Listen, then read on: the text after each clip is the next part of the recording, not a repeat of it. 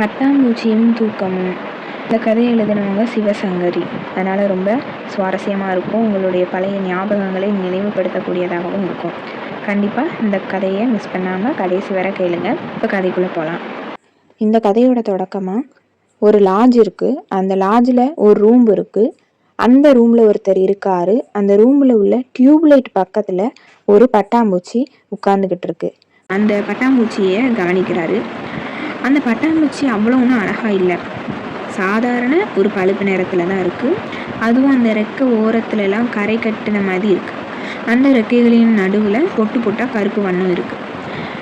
பழுப்பு நிறத்தில் கருப்பு எப்படி எடுபடும் அப்படின்னு யோசிச்சுட்டு இருக்காங்க. அப்போ தான் அவங்களோட பழைய ஞாபகங்கள் வருது. சிறு வயதில் அவங்க கோடை விடுமுறைக்கு வாரம் ஆதிச்சபுரத்தில் இருக்கிற அவங்களோட பாட்டி வீட்டுக்கு போகிறது வழக்கம். பாட்டி பேர் மீனாம்பா. பாட்டி வீட்டுக்கு பக்கத்தில் சலசலத்து ஓடுற கால்வாய் இருக்கும். அந்த கால்வாயில் நிறைய செடிகள் இருக்கும். அந்த செடிகளில் சில்வண்டுகள் எப்போவுமே சத்தம் போட்டுக்கிட்டே இருக்குமா. வண்ணத்து பூச்சிகள், பல வண்ணங்களில் பட்டாம்பூச்சிகள் பறந்து கொண்டே இருக்கும். அந்த பட்டாம்பூச்சி ஏமாந்துருக்கிற நேரத்தில் அந்த பட்டாம்பூச்சியை பிடிச்சி வீட்டுக்கு தூக்கிட்டு வராரு. அப்போ அந்த பட்டாம்பூச்சியை வச்சு இதுவும் தட்டான் பூச்சி போல் காலை தூக்குமா அப்படின்ட்டு அவங்க ஃப்ரெண்டுகிட்டலாம் கேட்டு விளாண்டுக்கிட்டு இருக்காங்க. இதை காதில் கேட்டால் மீனம்பா பாட்டிமா என்னடா செஞ்சுக்கிட்டு இருக்க அப்படின்னு கேட்காங்க. ஒன்றும் இல்லை பாட்டி, தும்பி மாதிரி இதுவும் அப்படின்ட்டு ஆரம்பித்து முடிக்கிறதுக்குள்ளே பாட்டி திட்ட ஆரம்பிச்சிட்டாங்க. அடே கடங்காரா, அது பாட்டுக்கு போகிற பட்டாம்பூச்சியை பிடிச்சிட்டு ஏன்டா இவ்வளோ இம்சை பண்ணுற, டக்குன்னு மறுபடியும் பறக்க விட்டுடு, இல்லைனா அது ஒன்றை சபிச்சிடும் அப்படின்ட்டு பாட்டிமா சொல்கிறாங்க. அதுக்கு அவன் சிரிச்சுக்கிட்டே சொல்கிறான், ஐயே இது வண்ணத்து பூச்சி இல்லை பாட்டி, பட்டாம்பூச்சி, இங்கிலீஷில் பட்டர்ஃப்ளைன்னு சொல்லுவாங்க அப்படின்ட்டு சொல்கிறான்.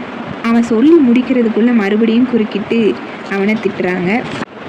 வண்ணத்து பூச்சி பாவம், விட்டுடுன்னு சொல்கிறேன், கேட்காம மேலும் மேலும் பேசுறிய படவா அப்படின்னு திட்டிகிட்டு இருக்காங்க. பாட்டிமாவுக்கு ரொம்ப கோபம் வந்ததுன்னா நல்லா வலிக்க கொட்டுவாங்க அப்படிங்கிறது அவனுக்கு தெரியும்.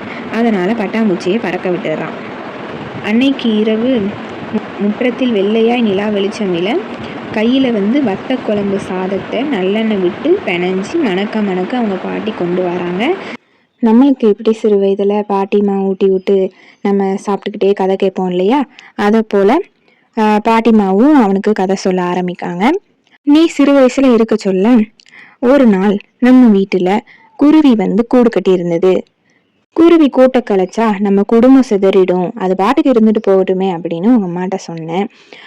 விரைவிலேயே அந்த குருவி முட்டை போட்டு குஞ்சுகள்லாம் பொறிஞ்சி ஓயாம கத்துற சவுண்டு கேட்க ஆரம்பிச்சது. ஒரு நாள் ராத்திரி 9:10 மணி இருக்கும். விளக்கை அணைத்துட்டு படுத்து கொஞ்ச நேரம் கூட ஆயிருக்காது, ஏதோ ஒன்று டப்புன்னு அடிபட்டு சொத்துன்னு கீழே விழுற மாதிரி சவுண்டு கேட்டுச்சு. உடனே விளக்க ஆன் பண்ணி பார்த்தா தாய்க்குருவி மின்விசிறியில அடிபட்டு செத்து கிடந்தது. தாய்க்குருவி செத்ததுனால குஞ்சுகள் எல்லாமே தாய்க்காக ஏங்கி பரிதவிக்கக்கூடிய நிலைமை ஆயிடுச்சு அப்படின்ட்டு இந்த கதையை சொல்றாங்க. இதுவரைக்கும் பார்த்தது எல்லாமே அவனோட சிறு வயசு நினைவுகளை பார்த்தோம்.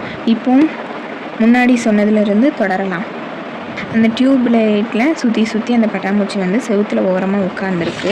இப்போ தான் இது எல்லாத்தையுமே நினச்சி பார்க்குறான். இந்த ஞாபகங்கள் எல்லாம் வந்த உடனே அந்த குருவி போல் இந்த பட்டாம்பூச்சியும் மின்விசிறியில் அடிபட்டுறக்கூடாது அப்படின்னு சொல்லிட்டு அந்த இருட்டிலேயே செவத்தில் அப்படியே தடவி மின்விசிறியோட சுவிட்சை ஆஃப் பண்ணிவிட்டு மறுபடியும் இருட்டிலே போய் படுத்துடுறான்.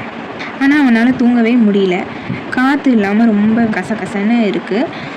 அதை தாங்க முடியாமல் மறுபடியும் லைட்டை போட்டு ஃபேனை போட்டுடுறான்.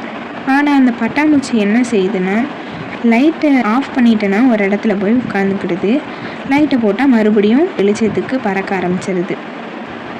அவன் ஒரு கொடையை உடனே எடுத்து அதை விரட்ட ட்ரை பண்ணுறான். ஆனால் அது பறக்க தான் செய்யுது. வீட்டை விட்டு வெளியே போக மாட்டேங்குது. ரூமுக்குள்ளேயே சுற்றிக்கிட்டே வருது. அதுக்கப்புறம் அந்த பட்டாம்பூச்சியை விரட்டுறதுலேயே அவனுக்கு மூச்சு வாங்கி கொஞ்ச நேரம் ஒரு தினசாக நின்றுக்கிட்டு இருக்கான். அதுக்கப்புறம் சரி புத்தகத்தையாவது படிக்கும் அப்படின்னு நினைக்கிறான். அது இப்போ முடியாது அப்படின்னு சொல்லிட்டு மறுபடியும் லைட் ஆஃப் பண்ணிவிட்டு படுத்துடுறான். மறுபடியும் அவனுக்கு ரொம்ப புழுக்கமாக இருக்குது, தூக்கமே வரமாடுக்கு.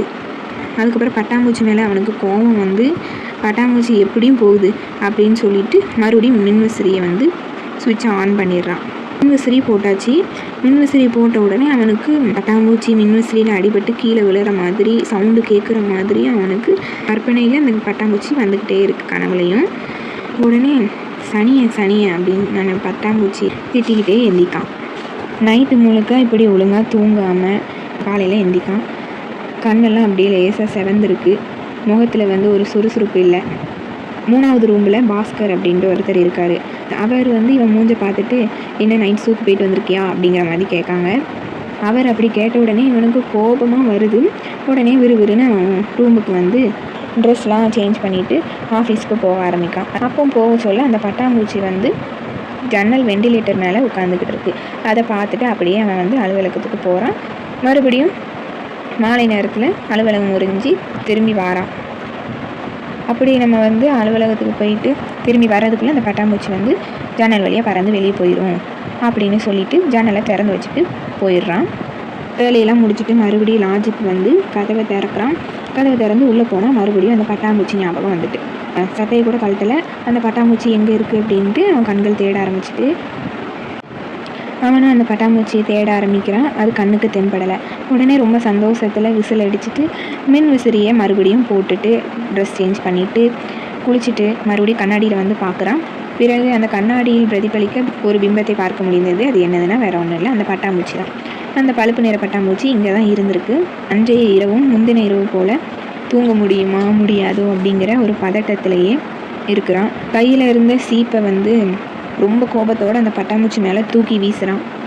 யாரோ மணி அடித்து கூப்பிட்ட மாதிரி கழுத்து அறுக்கிறதுக்குனே நிற்குது சனியை அப்படின்ட்டு அந்த பட்டாம்பூச்சியை போய் திட்டுறான். அதுக்கப்புறம் லாட்ஜ் பையனை கூப்பிட்டு அந்த பட்டாம்பூச்சியை துரத்திடலாம் அப்படின்ட்டு அவனுக்கு யோசனை வருது. ஆனால் ஒரு 10 நாட்களுக்கு முன்னாடி கீழ்த்தளத்தில் இருக்கிற செந்தில் அப்படிங்கிறவங்களோட ரூமில் ஒரு கருந்தேல் அந்த கருந்தேலை விரட்டுறதுக்கு அந்த லாட்ஜ் பையனை கூப்பிட்ருந்தாங்க. ஒரு ஆம்பளை தேலை கண்டு பயப்பட்டா எப்படி அப்படின்ட்டு அந்த லாட்ஜில் உள்ள எல்லார்ட்டையும் தபாரா அடிக்க ஆரம்பிச்சிட்டான் அந்த லாட்ஜ் பையன். அந்த ஞாபகம் நினைவுக்கு வந்த உடனே பட்டாம்பூச்சியை விரட்டுறதுக்காக அவனை கூப்பிட்டா நாளைக்கு நம்ம பேரை சந்தி சிரிக்க பண்ணிடுவான் அப்படின்ட்டு பயந்து தன்னோட நினைப்பை மாற்றிக்கொண்டான். மறுபடியும் கோபத்தில் விளக்கெல்லாம் அணைச்சிட்டு கதவை பூட்டிட்டு சாப்பிட போயிட்டான். திரும்பி பார்த்தா இன்னொரு பிரச்சனை வேறு. எங்கிருந்தோ ஒரு பல்லி இந்த பட்டாம்பூச்சியை சாப்பிட்றதுக்காக அதுக்கு நேராக குறி வச்சு நின்றுக்கிட்டு இருக்கு. பல்லி நம்மளை சாப்பிட போதே அப்படின்னு தெரியாமல் இந்த முட்டா பட்டாம்பூச்சி உட்காந்துக்கிட்டு இருக்குது அப்படிங்கிறத மனசில் நினச்சிக்கிட்டு அந்த பட்டாம்பூச்சியும் பல்லியும் கை கட்டி வெறிக்க பார்த்துக்கிட்டு இருக்கான். தொடர்ந்து வேடிக்கை பார்த்துக்கிட்டு இருக்க முடியாமல் மனசு கேட்காம அந்த சுவத்தில் பலமாக அடித்து பல்லியை விரட்டுறான். அது சில நிமிஷத்தில் மறுபடியும் அந்த பட்டாம்பூச்சி குறி வச்சு வர ஆரம்பிச்சிருது. சோத்தில் தட்டு தான் அந்த பல்லி போய் ஒளிஞ்சிக்கிடும். கட்டிலில் இருக்கிற அந்த இடைவெளியில் போய் ஒளிஞ்சிக்கிடும். கொஞ்சம் நேரம் கழித்து மறுபடியும் அந்த பட்டாம்பூச்சியை சாப்பிட்றதுக்காக வரும். இப்படி கொஞ்சம் நேரமாக பல்லியை விரட்டவும் மின்விசிறியை ஆஃப் பண்ணவும் ஆன் பண்ணவும் அந்த புழுக்கத்தை தாங்க முடியாமல் அந்த பட்டாம்பூச்சியை திட்டிக்கிட்டே அந்த பல்லியை விரட்டிக்கிட்டே இருக்கான். இந்த சத்தத்தை கேட்டு பக்கத்து ரூமில் உள்ள சுந்தரலிங்கம் அப்படிங்கிறவங்க கதவை தட்டுதாங்க. என்ன சத்தம் தம்பி, நிறைய தூங்க விடாமல் எண்ணத்தை உருட்டிக்கிட்டு இருக்க நடுராத்திரியில் அப்படின்னு பக்கத்து வீட்டுக்காரர் ரொம்ப அதட்டி கேட்குறாரு. இப்படியே இந்த இரவும் முடிஞ்சு போயிடுது. மறுபடியும் தூக்கம் இல்லாமல் காலையில் ஏந்திக்கான். அவனோட கண்ணெல்லாம் செவந்து கண்ணை சுற்றி கருவளையமாக இருக்குது. அதே பரபரப்போட அலுவலகத்துக்கு கிளம்பி போகிறான். அலுவலகத்துக்கு போனால் இவனோட கண்களை பார்த்து அலுவலகத்தில் உள்ள அதிகாரி ரொம்ப கோபமாக சிடுன்னு வாட்ஸ் ராங், ரொம்ப நல்ல பையன்னு நினச்சேன் அப்படின்ட்டு இவனை திட்ட ஆரம்பிச்சிடுறாங்க. இந்த அதிகாரியோடைய மாப்பிள்ளை போன வருஷம்தான் குடிப்பழக்கத்தில் வயிறு வீங்கி ரத்த வந்தி எடுத்து தன்னோட மனைவி பிஞ்சு குழந்தைகள் எல்லாம் விட்டுட்டு செத்துட்டாரு. அதிலிருந்து யாருக்காவது கண்ணில் தூசி விழுந்து கண்ணு செவந்திருந்தா கூட குடி கேஸ் தான் அப்படின்னு தீர்மானம் பண்ணிடுவார். இவனோட கண்களை பார்த்து அதே மாதிரி நினச்சிட்டு நல்ல பையன் நினச்சேனே வாட்ஸ் ராங் அப்படின்ட்டு கேள்விக்கு மேலே கேள்வி கேட்காரு. மத்தியானம் ஆகிறதுக்குள்ளே வேலையை ஒழுங்காக கவனிக்க முடியாமல் கண்ணெல்லாம் ஒரே எரிச்சலாக இருக்குது. கண் இமைகளை திறக்கவே முடியலை. சிந்தனை தெளிவில்லாமல் கண்ணா பின்னாடி யோசிச்சுக்கிட்டு இருக்கான். அப்புறம் பீச்சில் நேரம் காத்தாட உட்காந்துட்டு இருட்டினதுக்கப்புறம் மறுபடியும் லாட்ஜுக்கே திரும்பி போகிறான். தயக்கமாகவே அறைக்குள்ளே போய் மின் விசிறி விளக்கையெல்லாம் போடாமல் கொஞ்சம் நேரம் சும்மா உட்காந்துருக்கான். அதுக்கப்புறம் கொஞ்சம் நேரம் கழித்து மெதுவாக எந்திரிச்சு விளக்கை ஏற்றிட்டு மெதுவாக தலையை நனந்து மேலே பார்க்குறான். பட்டாம்பூச்சி எப்பவும் போல் உட்காந்துருக்கு. அந்த டியூப் லைட்டுக்கு கீழேயே அந்த சாம்பல் நிற பல்லி ஒளிஞ்சு நின்று உட்காந்துக்கிட்டு இருக்கு. திடீர்னு அந்த சாம்பல் பல்லி கண் மூடி திறக்கிறதுக்குள்ளே அந்த பட்டாம்பூச்சியை சாப்பிட்டுட்டு, அந்த சம்பவம் நடந்ததை பார்த்த உடனே அவனோட கை கால்லாம் விறைக்க ஆரம்பிக்கி, செயலிலேருந்து சிந்தனையிலேருந்து விரைச்சி போய் சிலையாக நிற்கிறான். மெதுவாக தலையை குனிஞ்சி கட்டிலை நோக்கி மெதுவாக வாரான். வந்து காலை நீட்டி படுத்துடுறான். தான் சாப்பிடணும் அப்படிங்கிறத மறந்து விளக்கை கூட அணைக்காமல் நிம்மதியாக உறங்க ஆரம்பித்தான். இதோடு அந்த கதை முடியுது. இந்த கதை உங்களுக்கு புரிஞ்சிருக்கும்னு நினைக்கிறேன். நான் சொன்னது உங்களுக்கு புரிஞ்சிருந்தால் கமெண்ட் பண்ணுங்கள். இன்னும் இதே போல் பல கதைகள் உங்களுக்காக காத்திருக்கு.